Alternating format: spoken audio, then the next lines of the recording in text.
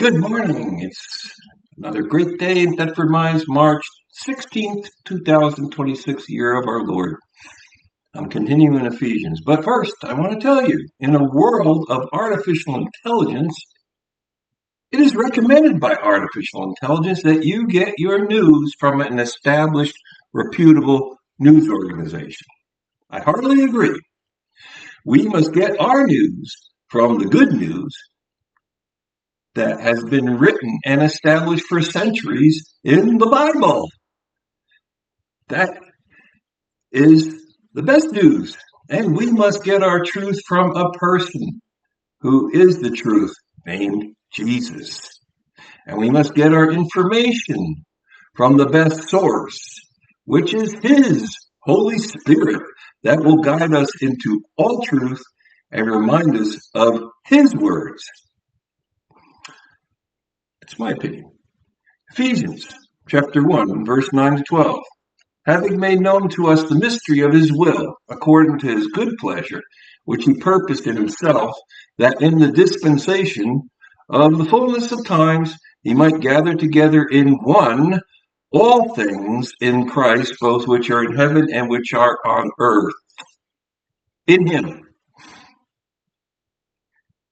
In Him also we have obtained an inheritance, being predestinated according to the purpose of Him who works all things according to the counsel of His will.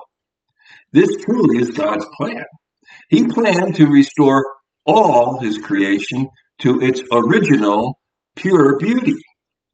This world restoration in the Greek is apokatastasis. Nearly all the church fathers taught this in the first couple of centuries, and they knew the word in Greek apokatastasis, restoration.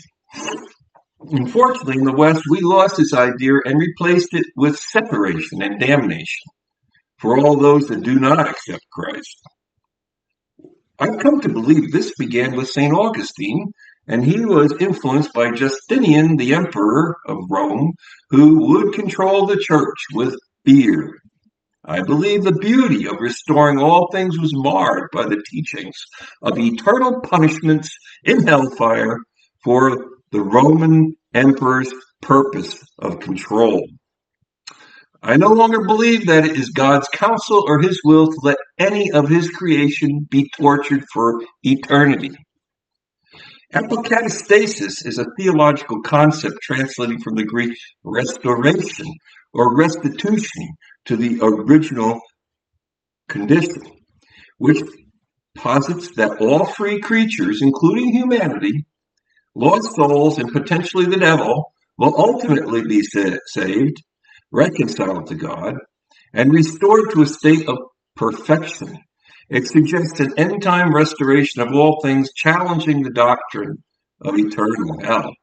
I prefer eternal restoration. This fits with what I read in Ephesians here. Universal reconciliation, known as a form of Christian universalism, it proposes that God's love will ultimately triumph over sin, bringing all created beings back into harmony. I believe God's will is more powerful than our puny resistance and our so-called free will to deny God's salvation. God says He will that all men are saved. Either His will is weaker than our will to resist, or He really does not want all of His creation saved. Either He is weak or He is not all good. I believe my God is almighty and all good. Therefore, I believe that men do not really have the will to make a free decision because they're enslaved by sin and illusory lies. Knowing the truth sets man totally free, because who would not prefer to go with God's love? When we have the so-called free will to resist the truth, we are deceived and we are not free to make a decision. There is no such thing as free will until we are set free from our own slave master called sin. Jesus has done the job on the cross, and in His sacrifice, He has set us free once and for all time. Reconciliation of all things and restoration of all things is God's mystery in Christ. It is also the inheritance of all God's created things and his children. Reconciliation of all things and restoration of all things in Christ is his eternal purpose. It is the counsel of his will to make all things work together, so that all things in heaven and earth finally are brought under the lordship of his salvation, under one Lord. Of the fullness of the times he might gather together in one all things in Christ. How many times have I heard preachers try to tell me that the word all does not mean all, really? Show me in one English dictionary, and I'm posting Merriam-Webster.com here.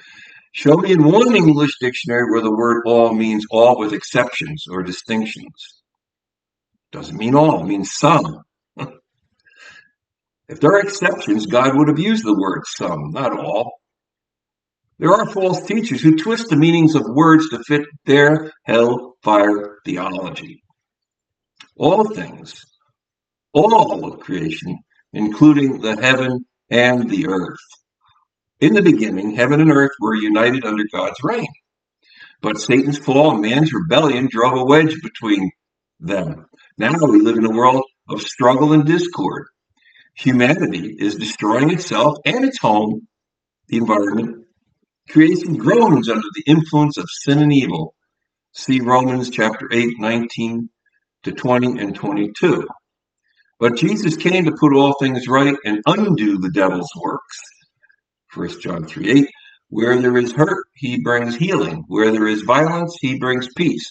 What was broken is restored. Jesus is making all things new, Revelations 21:5, and under his heavenly headship, and all earth will be reunited in one, Colossians 1:16 to 17 and 20. The new heaven and earth will be the home of righteousness, populated by a new man and a new family. All human history consummates in Christ. Everything that exists in heaven or earth shall find its perfection and fulfillment in him. All that is in heaven and all that is earth is summed up in him.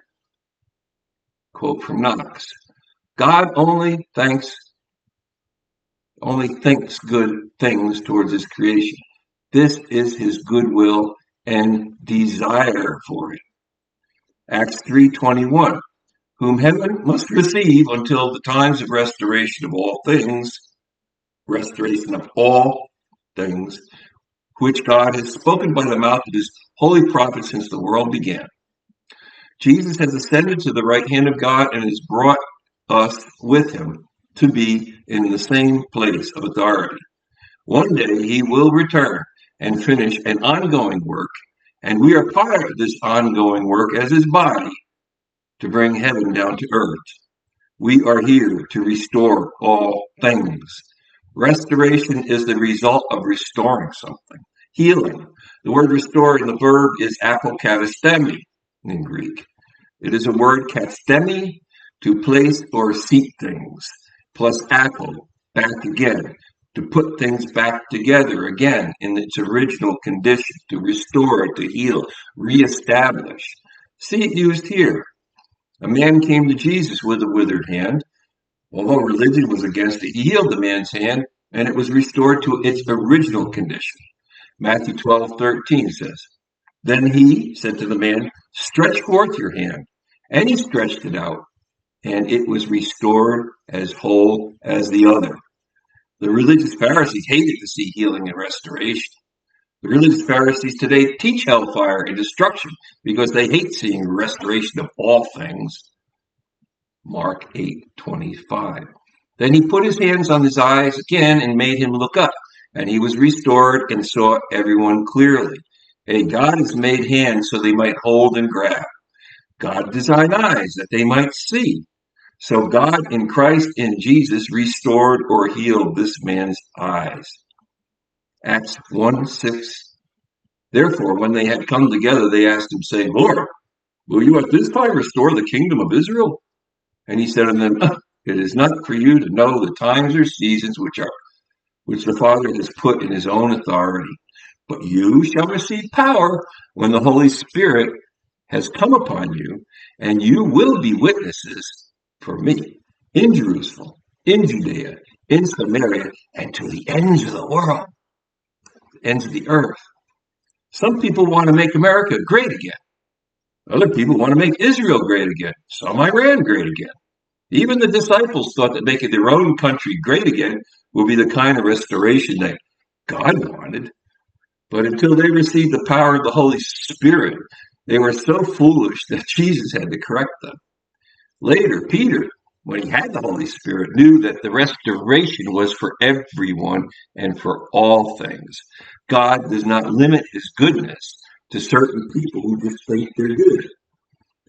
Job 22:28. You will declare a thing and it will be established for you. So light will shine on your ways. That's the King James, but I'm going to read the Septuagint. And he will restore for you a habitation of righteousness for you. And upon your ways will be brightness. And Malachi 6:4-6 in King James, and he will turn the hearts of the fathers to the children, and the hearts of the children to their fathers, lest I come and strike the earth with a curse. But Malachi 4:6 in the Septuagint, the one who will restore the heart of the father to the son, and the heart of a man to his neighbor, lest coming I strike the earth entirely.